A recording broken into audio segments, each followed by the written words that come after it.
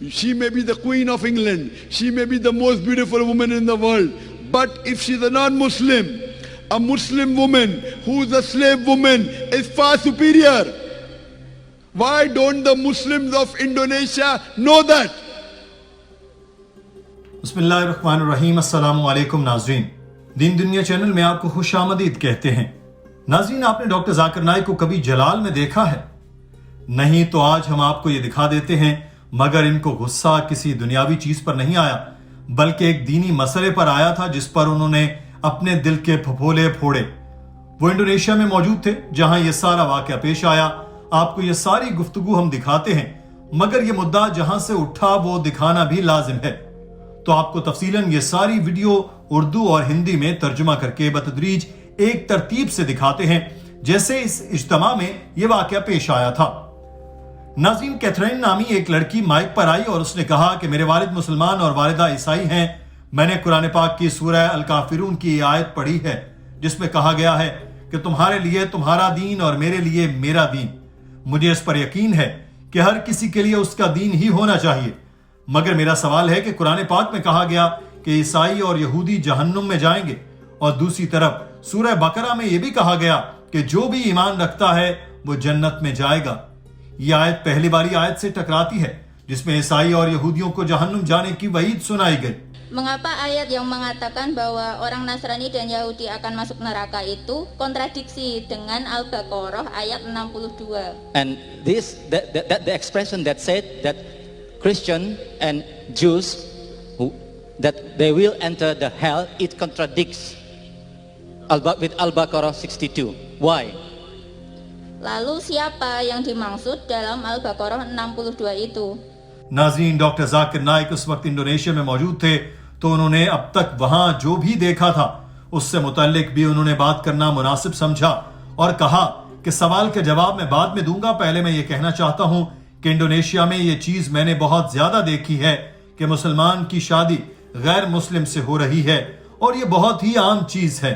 कई मुसलमान वालिदैन अपनी बेटी को गैर मुस्लिमों को सौंप देते हैं। इसके लिए उनकी जवाबदेही होगी। डॉक्टर साहब ने कहा, क्यों मुसलमान वालिदैन शादी के लिए अपनी बेटी या बेटे को गैर मुस्लिमों को सौंप देते हैं? आप लोग ऐसा क्यों कर रहे हैं? सूरह बकरा में वाज़ेह लिखा है कि मुशरिका से शादी न करो जब तक वो ईमान न ले आए। एक ईमान वाली औरत उस औरत से 1000 दर्जे बेहतर है जो ईमान नहीं रखती। ईमान वाली औरत बेशक गुलाम हो, नौकर हो, वो इस अमीर कबीर औरत से बेहतर है जिसके पास ईमान नहीं।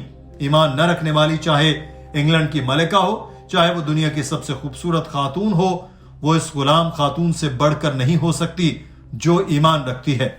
You do not marry a mushrik girl until she believes. A believing woman, even if she's a slave woman, even if she's a servant, she is far better than a Muslimah, even if she allows you. She may be the Queen of England. She may be the most beautiful woman in the world.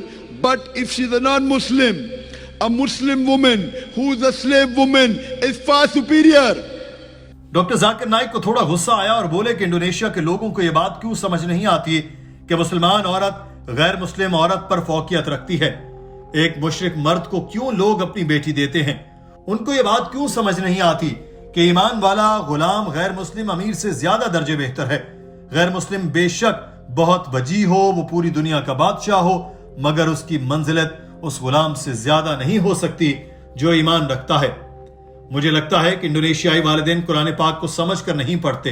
अगर मेरे मुल्क भारत में कोई मुसलमान किसी गैर मुस्लिम से शादी करे तो 99% चांस है कि उसको खानदान से निकाल कर बाहर कर दिया जाए।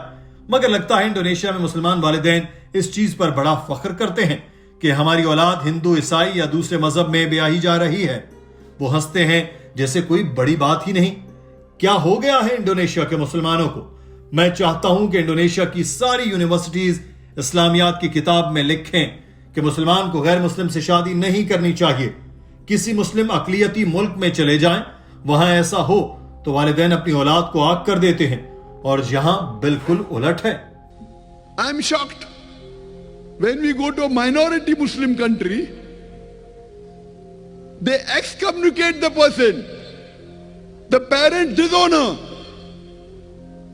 डॉक्टर जाकिर नाइक ने कहा कि ये पॉइंट सबको बता दें कि एक तरफ गैर मुस्लिम हो, वो दुनिया पर हुकूमत करता हो, वो दीदा जेब हो, वो बिल गेट्स हो, और दूसरी तरफ ईमान रखने वाला शख्स चाहे गुलाम हो, चाहे दुनिया का सबसे बदसूरत शख्स हो, अगर आपके पास ऑप्शन है तो इस ईमान वाले से शादी करें, दूसरे शख्स से नहीं जिसके पास ईमान नहीं है, क्योंकि ईमान वाला या ईमान वाली आपको जन्नत में लेकर जाएगा।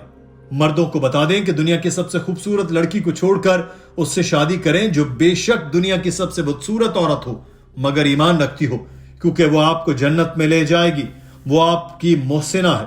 कुरान पाक कहता है कि ईमान वाली औरत तुम्हारी मोहसिना है, वो शैतान के खिलाफ तुम्हारी ढाल है, और गैर मुस्लिमा शैतान के खिलाफ नहीं बल्कि शैतान की ढाल है। I want to tell the Muslim men, do not marry non-Muslim women. She may be the most beautiful woman in the world, not Indonesia. She may be the most wealthiest woman in the world. She may be a queen. But if you have a mu'mina, a believing woman, who may be the most ugliest woman in the world, who may be a slave woman, she is far superior because she will take you to Jannah. She is your muhsana. The Quran says your wife is a muhsana. Muhsana means fortress against the devil.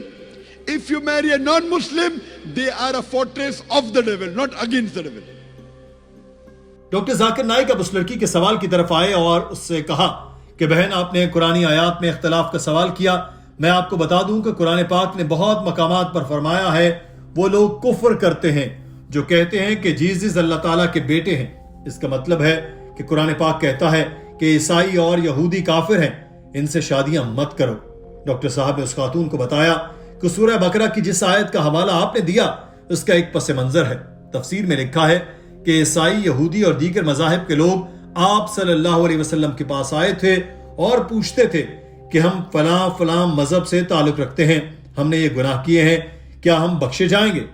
तब ये आयत नाजिल हुई, चाहे ईसाई थे या यहूदी या जिस भी मजहब से ताल्लुक रखते थे, अगर एक अल्लाह पर ईमान लाते हैं और अल्लाह की तालीमात पर अमल करते हैं तो जन्नत में जाएंगे। इसका मतलब है कि ये लोग जिन्होंने सवाल किया वो ईमान ला चुके हैं। कुरान पाक में कहीं नहीं लिखा कि ईसाईयत पर रहोगे तो भी जन्नत में जाओगे। When the people came to the Prophet, those who were Christian, those who were Jews, those who were Sabian, that we did so many sins in the past, can we yet go to Jannah? Then this verse was revealed. Irrespective whether you're a Jew or a Christian, if you believe in one Allah and if you believe in His commandment, inshallah you'll go to Jannah. That means these people accepted Islam. Nowhere does the Quran say that if you remain on Christianity, you'll go to Jannah. If you remain as a Yahud, you'll go to Jannah. It's clear cut. It's your misunderstanding. The verse of Surah Baqarah chapter 2 verse number 62 is talking about those people who were in the past Christians and Jews and Sabians, and now if they accept Islam, Allah says if you accept Islam, you will go to Jannah. Hope that answers the question. नाज़रीन, आज की video के बारे में आपकी राय क्या है? Comment section में जरूर आगाह कीजिएगा। अपना ख्याल रखिए। अल्लाह हाफिज।